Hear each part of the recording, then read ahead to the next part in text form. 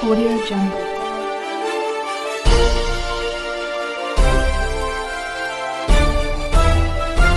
Audio Jungle. मैं रंजन कुमार, नमस्कार। अभी आप देख रहे हैं कंचन न्यूज़। इसे लाइक, सब्सक्राइब एवं बेल आइकॉन दबाना ना भूलें ताकि न्यूज़ का नोटिफिकेशन सबसे पहले आपके पास पहुंचे। अब चलिए खबरें विस्तार से। का दायरा है वो 50% से ज़्यादा बढ़ाया जाएगा। ओबीसी SC ST को उनका हक दिलाया जाएगा। तो इसमें मैंने बुरा क्या है? समाज के छूटे हुए लोगों को हक दिलाने की प्रेरणा इस जाति आधारित जनगणना से यदि मिल रही है तो बहुत अच्छी बात है। मैं तो समझता हूं कि ये प्रेरणा भारतीय जनता पार्टी और उनके एलाइज को भी लेना चाहिए कि समाज के अंतिम पंक्ति के लोगों के बारे में भी सोचे।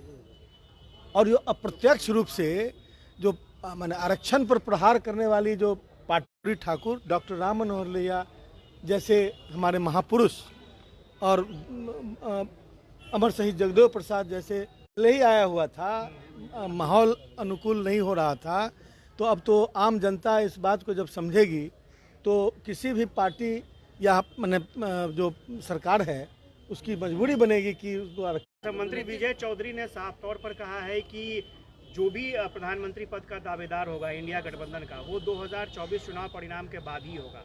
आप भी मानते हैं इस चीज़ को? क्योंकि जेडीयू वाले लगातार बोलते थे कि नीतीश कुमार ही।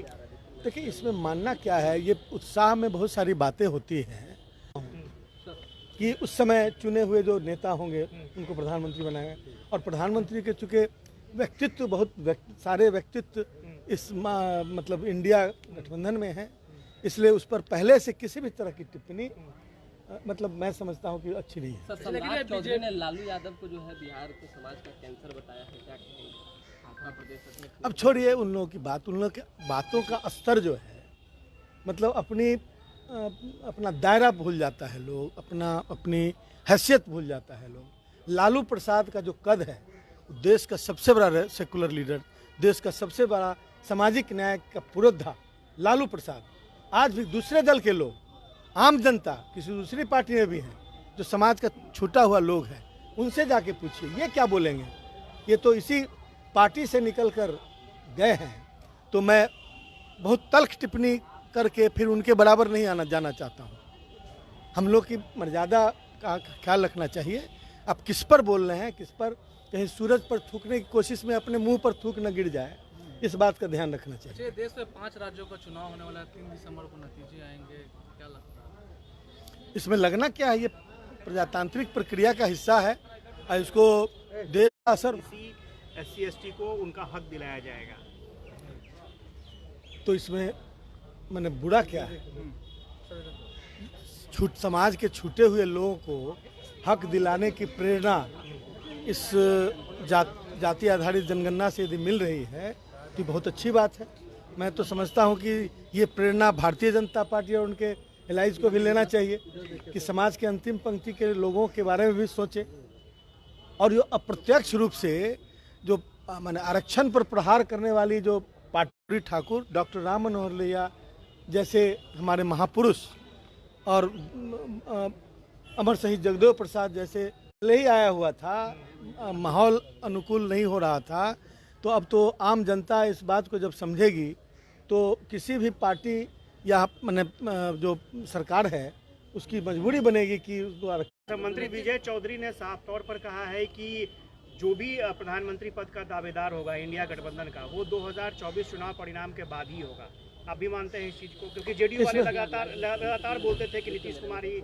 देखिए, इसमें मानना क्या है, ये उत्साह में बहुत सारी बातें होती हैं कि उस समय चुने हुए जो नेता होंगे उनको प्रधानमंत्री बनाएंगे, और प्रधानमंत्री के चूँकि व्यक्तित्व सारे व्यक्तित्व इस मतलब इंडिया गठबंधन में हैं, इसलिए उस पर पहले से किसी भी तरह की टिप्पणी मतलब मैं समझता हूं कि अच्छी नहीं है। सम्राट चौधरी ने लालू यादव को जो है बिहार के समाज का कैंसर बताया है, क्या कहेंगे? आंध्र प्रदेश में अब छोड़िए उन लोगों की बात, उन लोगों की बातों का स्तर जो है मतलब अपना दायरा भूल जाता है लोग, अपनी हैसियत भूल जाता है लोग। लालू प्रसाद का जो कद है, देश का सबसे बड़ा सेकुलर लीडर, देश का सबसे बड़ा सामाजिक न्याय का पुरोधा लालू प्रसाद, आज भी दूसरे दल के लोग, आम जनता, किसी दूसरी पार्टी में भी हैं जो समाज का छूटा हुआ लोग हैं, उनसे जाके पूछिए ये क्या बोलेंगे। ये तो इसी पार्टी से निकल कर गए हैं। तो मैं बहुत तल्ख टिप्पणी करके फिर उनके बराबर नहीं आना जाना चाहता हूँ। हम लोग की मर्यादा का ख्याल रखना चाहिए। अब किस पर बोल रहे हैं, किस पर, कहीं सूरज पर थूकने की कोशिश में अपने मुंह पर थूक न गिर जाए, इस बात का ध्यान रखना चाहिए। देश में 5 राज्यों का चुनाव होने वाला है, 3 दिसंबर को नतीजे आएंगे, क्या लगता है? इसमें लगना क्या है, ये प्रजातांत्रिक प्रक्रिया का हिस्सा है और इसको देश का असर होगा। न्यू अपडेट के लिए देखते रहिए मैं रंजन कुमार, कंचन न्यूज।